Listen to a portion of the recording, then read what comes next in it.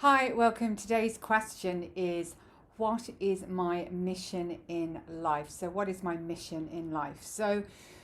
We when we're talking about mission, we're talking about intention as well. Values, goals, dreams, missions, they're all part of our intentions, and intentions are important because it's what moves us forward. It's what is opens our curiosity. It's the path that we wake up to every morning, that we intend to achieve something, and that intention is aligned to our mind, our hearts, and our spirits. It's our essence. It's our why we're here. It's what we're here to experience.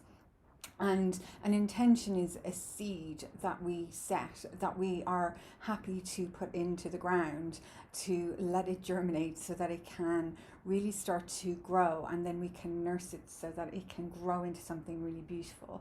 And it can grow into something really beautiful that is strong because it aligns to who we are. It's the truth of our own seed, it's the truth of our own seed of intention of why our tree is planted in this world.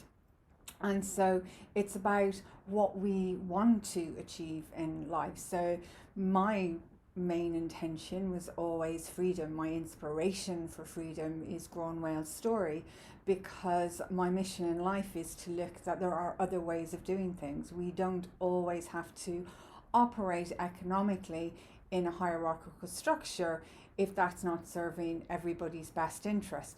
You can choose to do that if that's what works for you. And I certainly never came away from corporate life saying, oh, I just need to get away from corporate life. I really enjoyed many aspects around working in corporate life. I quite like to be able to have people to work with, a structure that goes on during my day, and meeting people that I can develop friendships with. And I always quite like school, so that might be one of the reasons why I never really minded the part of the corporate structure. It was just which school was I going into. If I was going into a school and working with a group of people that aligned to seeing the world in the way that I did, valuing each person for their own unique talents and gifts, working together as a team, wanting to build a community spirit, wanting to develop friendships, because an awful lot of my closest friends have come through working with them. And that was a good mission for me. That was a good intention to be set. If I'm working in an environment where I find that my self-esteem is being attacked, that there are boundaries being crossed, that I'm not clear on my boundaries, or I'm doing a job that ultimately in my heart isn't aligning to what I want as a person. So instead of feeling good at the end of the week for what we've achieved, we start to feel really crap at the end of the week for having to really work out. And this can happen not just in a corporate culture, this can happen in an entrepreneurial environment as well. Being entrepreneurial is it's a profound journey. It's basically putting yourself out there, and if the foundation hasn't been set for that, then it can be very challenging, because you can feel like you're just bashing your head off a brick wall instead of going with the flow, instead of doing the work, and then suddenly eventually it takes off. And that's why sometimes we say that ideas can take 10 years maybe to germinate. But also some ideas don't make it into the world, not because of the person's abilities or skills, but the wider support, the wider foundation that has been put in place to support that person step in. So a big part of looking at what our mission in is life is to come back to knowing ourselves, to really getting to grips with who we are, and learning to love and meet our needs. Learning to love and meet our needs means that also accepting that sometimes we have needs we may not like to have to meet. They need to be met. Nobody else is going to meet our needs for us. When we start to meet our own needs ourselves, when we start to take control of the reins of our journey, it's not always going to be just forward going and very happy. Sometimes learning the lesson in terms of meeting our own needs is learning to have the ability to say, no, this doesn't work for me, or please stop bothering me with this, or, you know, recognize or have some empathy, or put, you know, some empathy in terms of what, you know, maybe just engaging with the journey that that person is on and being curious about it, you know, and really be curious about it. Curiosity comes by asking those questions of, why are you doing it? What are you doing it for? How do you feel it's going? Where would you like it to get to? How can I be of service? Supporting the person to be able to step into their own power, to step into their own mission, and to be able to step into making your own decisions for that best person. The mission is a journey. It is not a destination. It's going to take many reiterations, and it's about moving with that, and it's focusing on the love part of it. And love is an energy. It's not just about being romantic and sometimes love calls into question some very challenging questions to be asked of people. And also recognizing things for exactly as they are, recognizing that certain people will not be part of your journey, and the mission in life is not about fixing people. It's about recognizing your own journey. It's about coming into your own, recognizing what is your baby, recognizing what is a shared creation, working in isolation, learning to lead yourself so that you can incorporate yourself within a team. And we see this in sailing quite a bit, because on some boats I've been a skipper, I've been in charge. And in other boats, I'm definitely nowhere near in charge. I'm just a crew and I go along. And then, you know, there's lots of different dynamics, and recognizing in all of those dynamics, where are my needs being met? And in line with my mission, is this teaching me something that is going to be of service to meeting my needs going forward? Or is it not meeting me? It's not helping me or supporting me. So maybe I need to look at another avenue.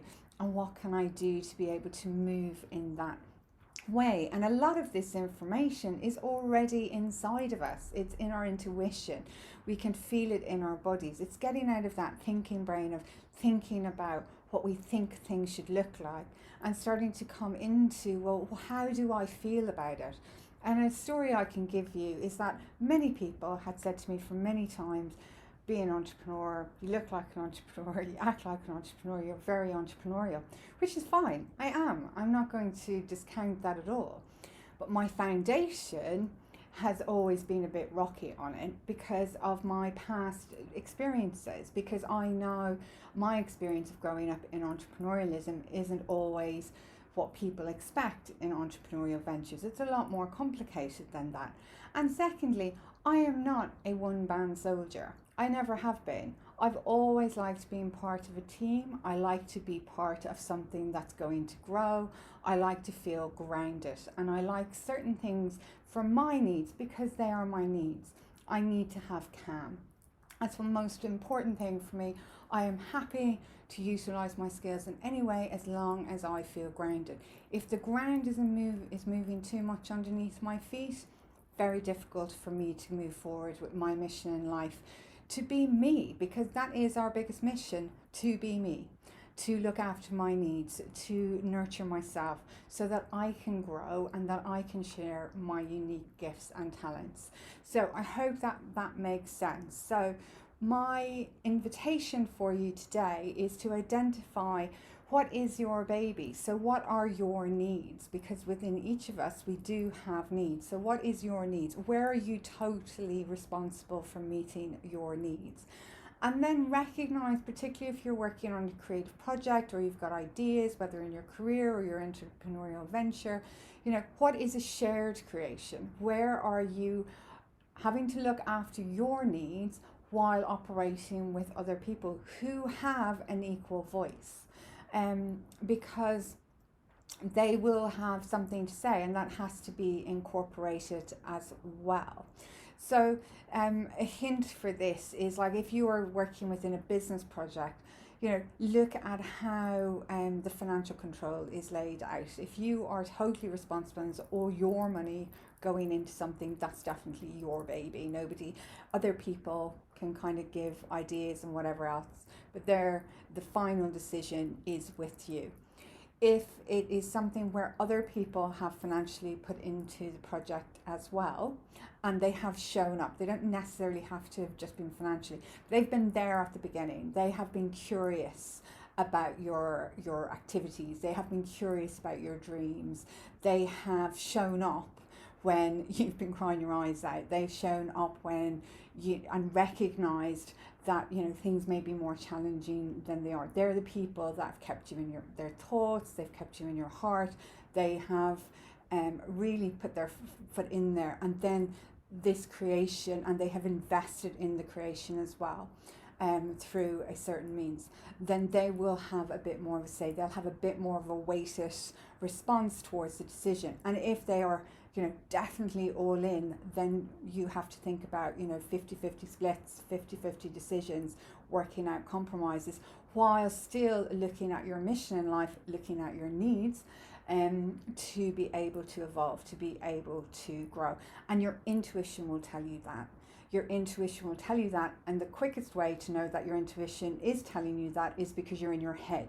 If you're in your head and you're thinking, you're definitely not in your body and listening to your intuition. So that's a sign that there's something not quite in balance. So bring it back into, how do I feel about this? Because remember, this is all about getting grounded, seeing what we think, knowing how we feel, getting into our bodies and starting to explore what is that energy saying about us. And if we're suddenly jumping out from something into our heads out, then there's something off. It might be fear, it might be fear of the new.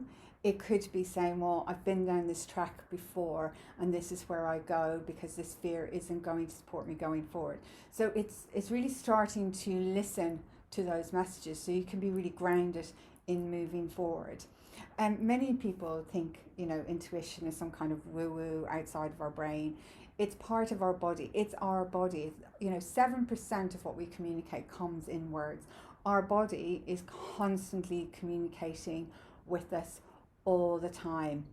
We are all energy. We are all moving around. We're all integrating with each other. Even if we're apart from each other, we can still interact with people through conversation, through how we show up in terms of our body language, and a lot comes from body language. I was talking to somebody yesterday, and they were looking for people who could speak languages. Now, I've always given myself a really hard time because I'm not good at languages. I always felt that I was a bit of a failure, for want of better words, because I can't speak Irish. French was a good day or a bad day. It was either or. It was never a comfortable journey. And then at 40, I went and I had this test. And she said to me, your brain just doesn't work that way. I have my type of dyslexia comes from a uniform hearing loss. Everybody knows, most people who know me know I'm deaf in my left ear. And the way the wiring works is that it just isn't good with language. It's never going to retain it all the time. So I suddenly had a few bad days about it, and then suddenly started realizing, well, then I don't need to worry about this anymore. It's not my mission in life to be a linguist. I don't, you know, my need in life is to recognize that I have something else. I communicate in a different way. And my emotional body and my empathic body is far better at communicating with people.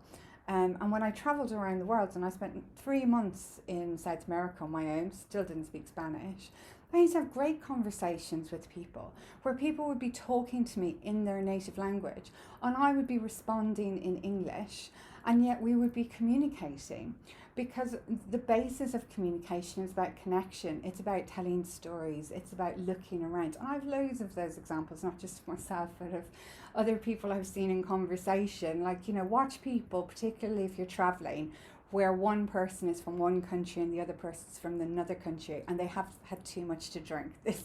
I've seen this happen. An ex-boyfriend of mine had a conversation where he was talking English to the woman who was hosting us, who was Polish, who hadn't a word of English, and she was telling a story, and it was a very sad story. She was very ill at the time, and he just totally got it because he was out of his head, he was in his body, he was connected with her, and he really knew where to engage in the conversation.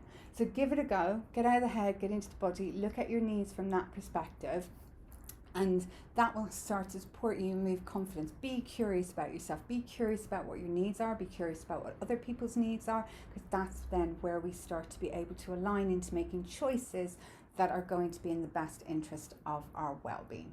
So remember, first person one needs is oneself, mind, body and spirit.